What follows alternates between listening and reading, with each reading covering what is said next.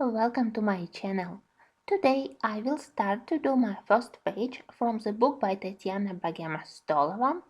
Previously I had colored only her designs with mice, but pictures in this book they are in a totally different style. As my first page I selected this page with eagle.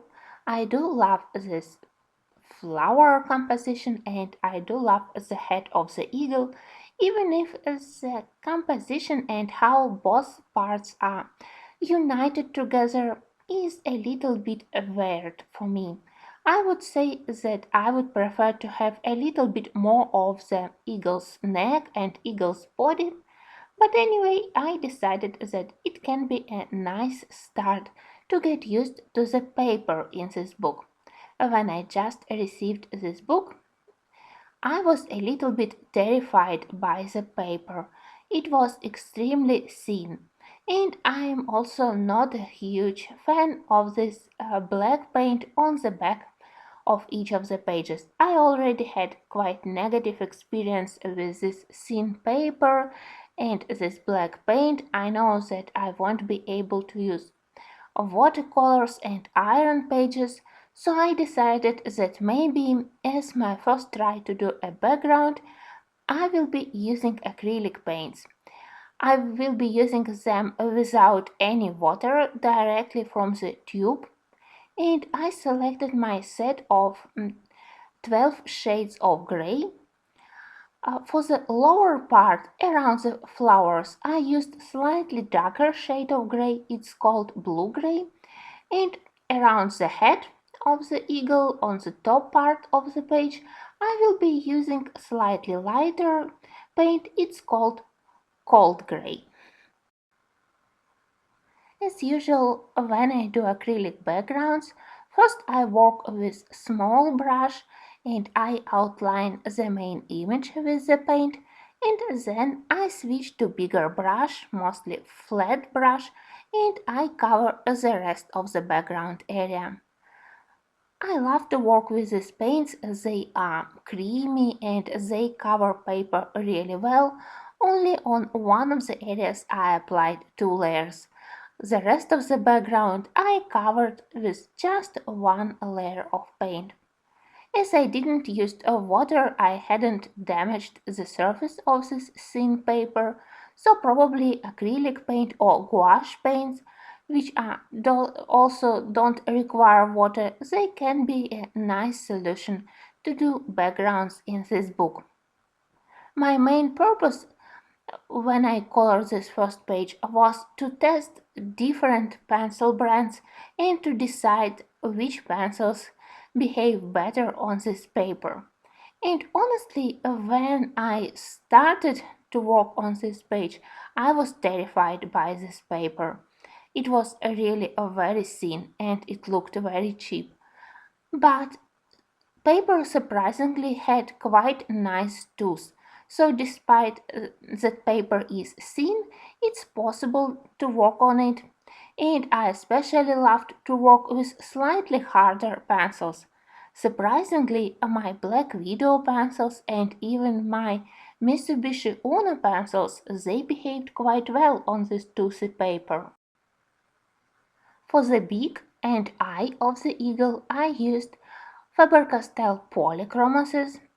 For the feathers, I combined Black Widow pencils from the Skin for coloring dark skin tone and from my Scorpio set, and I also added raw umber from Mitsubishi Uno set. You can see that on this design we have already a lot of black paint, a lot of dark shading, and on top of this pre-printed image all my pencils they laid quite acceptably. And even if I still had some of the white spots where I wasn't cover paper very thoroughly with first layer of pigment, for the feathers I even liked this texture. These white spots, they really even added something to the texture of the feathers. So in the end, for the eagle and for the various botanical elements, I managed to test Faber-Castell polychromases, and I really loved how they behaved on this paper. Mitsubishi Uno, and they also were not bad. I used them for some of the flowers and leaves, especially for big flowers. Their beige color and cream color were very helpful. I also tested various black widow pencils. As I said, I used pencils from all my sets: Scorpio, Dark Skin, and Monarch, and probably they, for me, were the best for this paper. Or maybe it's simply because they have colors which were really helpful for feathers and for the berries where I used these flowers.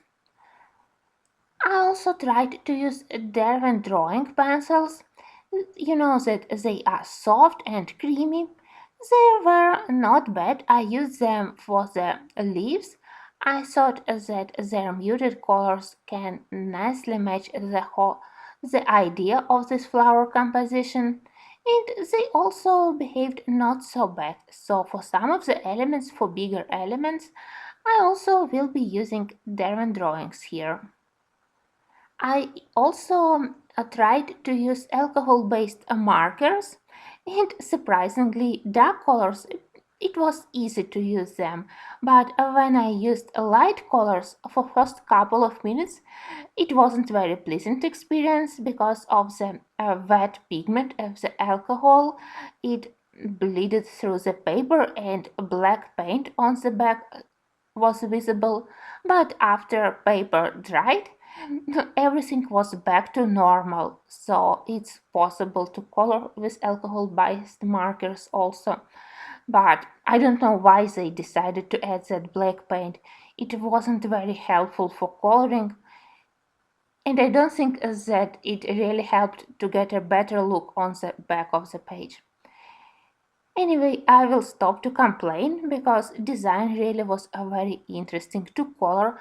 I especially loved all those flowers, leaves, berries. You know that I love to color berries, so I was quite happy to find them on this design. I colored this page surprisingly quickly, mostly because all the shading already was indicated for me and I simply had to think about color choices.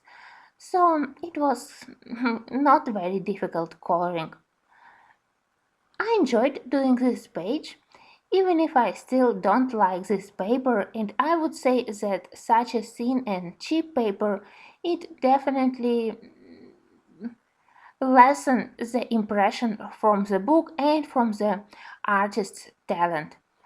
Of course, I will continue to color pictures in this book because they are really nice, but I wouldn't recommend to purchase Nice Little Town in such edition because when I colored bigger elements here it was possible to work on this paper, but for the tiny elements like we have on Nice Little Town designs, it would be a little bit frustrating to work on this paper.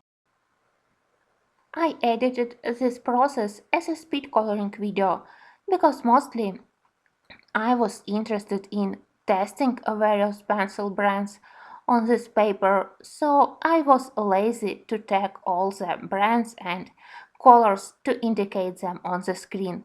But if you're interested in some particular colors, color combos for some of the elements, drop me a comment and I will try to remember which pencils I used. Thank you for watching, and if you have these books by T.Bogema, I would like to hear your opinion, which mediums you use for the background. I think that I will manage to find pencils for the main image, but background is still a little bit unclear for me. Yes, acrylic and gouache paints, they are acceptable, but still I would like to use watercolors, but I already had not very pleasant experience when I used watercolors on similar type of paper with black paint and it wasn't a very good experience. Maybe I will try to prepare this background using clear gesso, but still paper is really thin, so I don't know how to make it flat back after using watercolors. You know that I don't like to color on the crumbled paper.